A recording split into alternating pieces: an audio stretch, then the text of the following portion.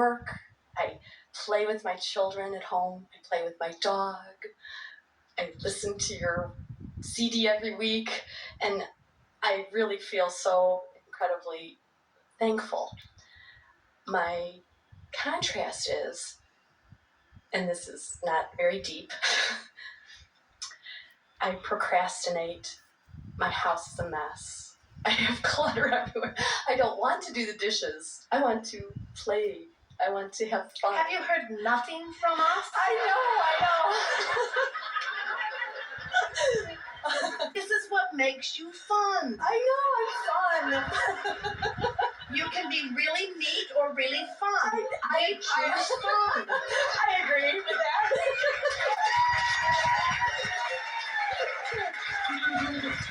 This is exactly the thing that we're talking about, isn't it? In other words, here's what procrastination is.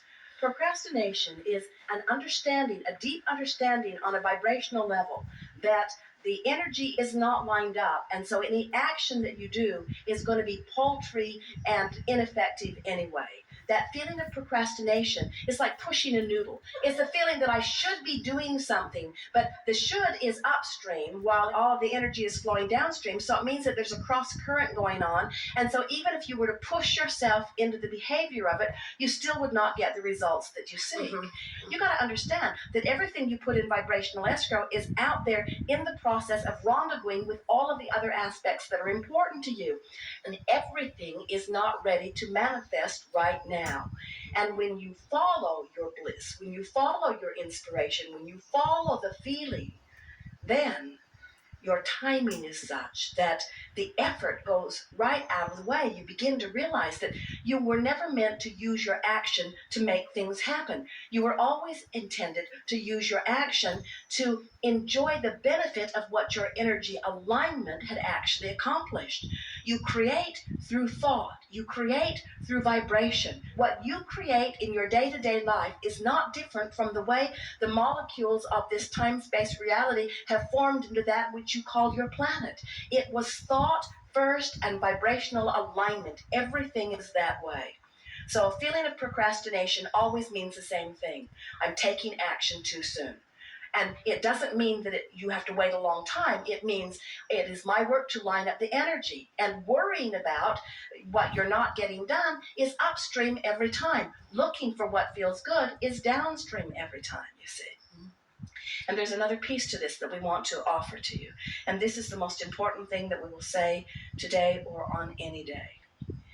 Your work is to manage your gap between who you have become and who you're letting yourself be in any point in time. That's your work. So as you realize that managing this gap is about following your bliss, it's about reaching for the best feeling thought that you can find.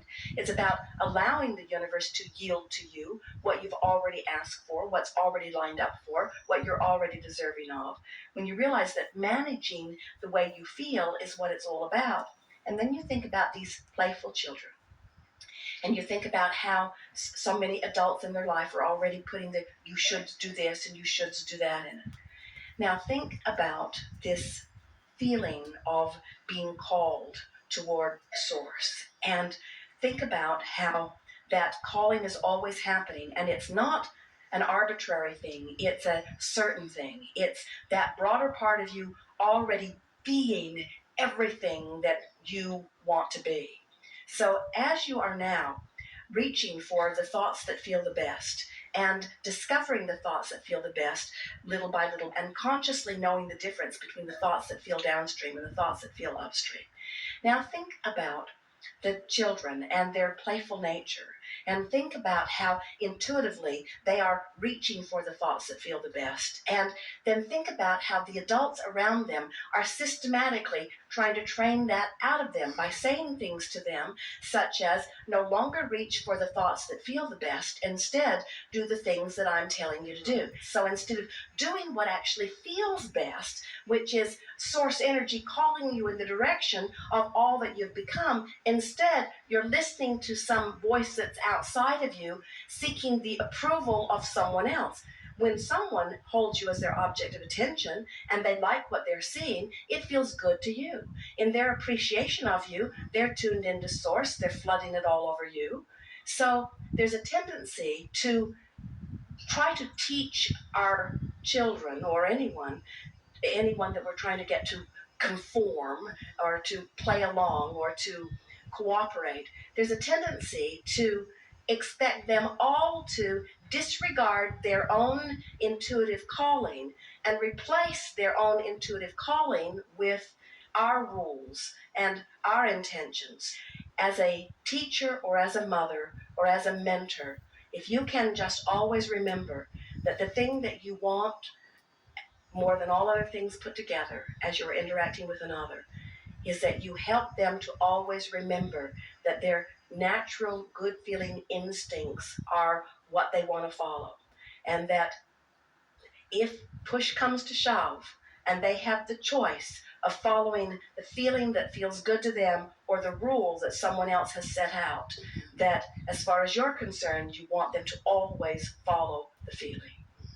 If you are tuned in, tapped in, turned on, and you are shining your appreciation on them, then you are a catalyst that is actually, it's like you've joined the ranks of their source energy and you are calling them in the direction of who they really are as well. Mm-hmm. So now, if you are a teacher and you are looking at them and your assumption or your determination is that they are off the beam in some way, mm-hmm. and so now you are guiding them from your place of seeing that they are out of whack, now they are being asked to choose between you and their source, who would never do that. Can you feel the distinction in this? This is such a powerful thing to understand. And that's where people begin to lose their sense of their own guidance, where someone with a louder voice or someone with more authority or someone who has the ability to give or withhold rewards, when you stand as that kind of an arbitrator in someone's life and you're not tuned in, tapped in, turned on as you are guiding them, now they're confused about what's the right direction to take. And we think that's why you find them, for the most part, joyous when they are in the classroom with you, because you manage, for the most part, to be connected to your source as you're approaching them. So why is your clutter a problem? I panic when the front doorbell rings.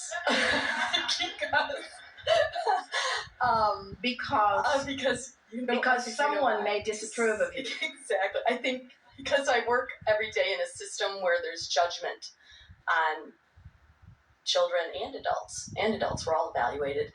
I think that I am very overly concerned with what others would think. All right. And that's really, I'm working on it. Well, it's big, you see, but here's the thing, because many, as they're listening in, would say, she needs to figure out how to clean up her mess. Right. And which is the opposite of what we would say to you. What we want to say to you is, you need to stop worrying about your mess. Mm-hmm. You need to not care about what somebody else thinks about your mess. In other words, that really is the bigger issue here. So now, if you put your boat in right where you are, try to find a statement that gives you a little feeling of relief without cleaning up the mess. Right. In other words, we don't want you to clean up the mess, which changes the conditions. Right. We want you to adjust the way you feel in the condition. So what do you say to yourself that closes that gap? I say, this is a lovely home. There's a lot of creative things happening. I can see a lot of projects going on all at once. We eat really, really good food because there's a lot of dishes being used.